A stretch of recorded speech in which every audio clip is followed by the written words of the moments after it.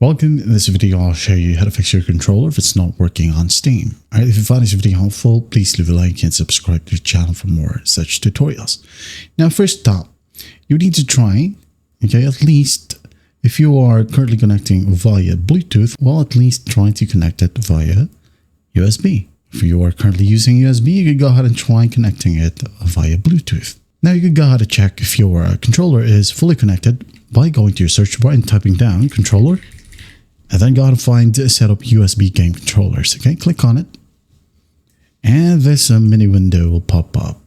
So what you're going to do, as you can see here, my controller, which is an Xbox One controller, says the status here is okay. Well, that means my controller is fully connected to my computer. So if your controller doesn't show up in here, well, the problem is your controller itself.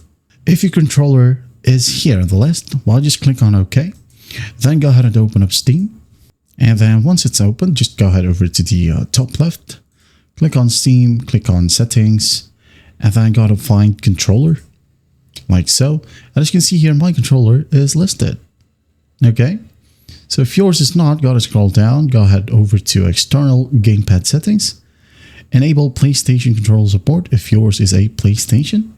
Okay, click on this drop down and select enabled. Also for PlayStation controllers, you have enable Steam input for Switch Pro controllers, enable it. Enable Steam input for generic controllers, okay? Enable it. Now, once that's done, or once it's enabled, you'll have to close Steam, then restart your computer, and then after that, open up Steam once more. Now you can go ahead and test it out via view. Now just go ahead over to big picture mode, okay?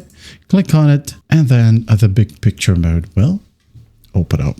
Now all I gotta do is just go ahead and use the sticks in your controller and it should move. Okay, that's basically it. And that is how you fix your controller if it's not working on Steam. I hope this video helps and I'll see you in the next one.